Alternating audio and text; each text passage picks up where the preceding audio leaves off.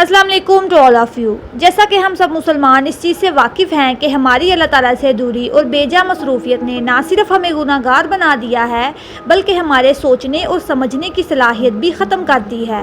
ہم اس دنیا فانی میں کہیں گم ہو کر ہی رہ گئے ہیں۔ آج میں آپ کو ایک واقعہ کے ذریعے اللہ تعالیٰ کا ہم سب مسلمانوں پر ہمارے گناہوں کے باوجود کمال شفقت بیان کرنے جا رہی ہوں۔ ایک دفعہ کا ذکر ہے کہ ایک بزرگ نے دعا مانگی کہ اے اللہ، اس وقت جو آدمی سب سے زیادہ گناہ گار ہے میں اس بندے کو دیکھنا چاہتا ہوں۔ اللہ تعالیٰ نے اس کی یہ دعا قبول فرمائی اور اس کو الہام فرمایا کہ فلاں جگہ پر ایک ایسا آدمی رہتا ہے جو بہت زیادہ گناہ گار ہے۔ وہ بزرگ وہاں پہنچے تو دیکھا کہ ایک نوجوان آدمی اپنی جوانی کے کاموں میں مست بیٹھا ہے۔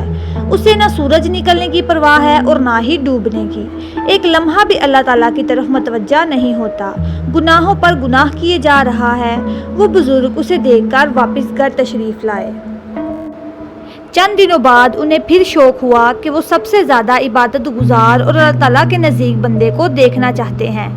اللہ تعالیٰ نے دعا قبول فرمائی اور نشاندہی فرما دی کہ فلاں جگہ پر ہے۔ وہ وہاں گئے تو دیکھتے ہیں کہ عین وہی آدمی وہاں بیٹھا ہوا ہے جو کہ گناہ گار ہوا کرتا تھا۔ وہ بہت حیران ہوئے اور عرض کیا، اے اللہ، یہ کیا معاملہ ہے؟ سب سے گناہ گار بھی یہی اور نیکوکار بھی یہی؟ ارشاد فرمایا، ابھی چند دن پہلے اس کا بیوی سے جھگڑا ہوا۔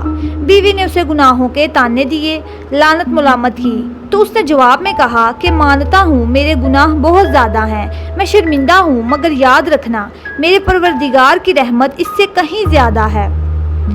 اللہ تعالیٰ کو اس کا یہ حسن ظن بہت زیادہ پسند آیا، اس وجہ سے اس کے گناہوں کو نیکیوں میں بدل دیا۔ اللہ تعالیٰ کی رحمت کے خزانے اتنے بڑے ہیں کہ جس کو چاہے بخش دے اور جسے چاہے ہدایت دے دے، یہاں تک کہ ایک کافر کے دل میں بھی اسلام پر راضی کر کے اسے دنیا اور آخرت میں سرخرو کر دے۔ ایک مرتبہ حضرت عمر فاروق رضی اللہ تعالیٰ عنہ کے پاس فارس کا ایک شہزادہ آیا۔ آپ نے اس پر اسلام پیش کیا مگر اس نے اسلام قبول کرنے سے انکار کر دیا۔ آپ نے اس کو قتل کرنے کا حکم دے دیا۔ وہ کہنے لگا کہ امیر المومنین، آپ مجھے قتل تو کریں گے لیکن اس سے پہلے میری ایک درخواست پوری کر دیجئے، وہ یہ کہ مجھ کو پانی پلا دیجئے، میں پیاسا ہوں۔ آپ نے حکم دیا کہ اس کو پانی پلا دیا جائے۔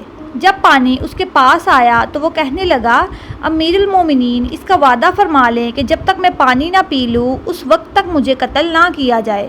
حضرت عمر نے وعدہ فرما لیا۔ اس نے وہ پانی زمین میں گرا دیا اور کہا، لیجئے، آپ مجھ کو قتل نہیں کر سکتے، آپ مجھے قتل کریں گے تو آپ کی وعدہ خلافی ہو جائے گی۔ حضرت عمر رضی اللہ تعالیٰ عنہ نے فرمایا کہ مجھے اس شخص نے دھوکہ دیا۔ پھر آپ نے حکم دیا کہ اس کو رہا کر دیا جائے۔ حضرات، کہیں ہے ایسا قانون جو ایک قیدی کے مقابلہ میں سلطان وقت کو عاجز کر دے کہ اب وہ اس کا کچھ نہیں بگاڑ سکتا؟ مگر اس کا یہ اثر ہوا کہ اس شہزادے نے تھوڑی دیر بعد کلمہ شہادت پڑھنا شروع کر دیا اور کہنے لگا کہ امیر المومنین، اسلام میرے دل میں پہلے ہی آ چکا تھا، مگر اس وقت اگر میں اسلام لاتا تو آپ یہ سمجھتے کہ شاید تلوار کے خوف سے اسلام لایا ہے، اس واسطے میں نے یہ تدبیر کی کہ پہلے آپ کو اپنے قتل سے عاجز کر دیا جائے، پھر اسلام ظاہر کیا جائے۔ حضرت عمر رضی اللہ تعالیٰ عنہ کو اس بات کی بڑی قدر ہوئی اور ان سے اس کے بعد امور سلطنت میں مشورہ کیا کرتے تھے۔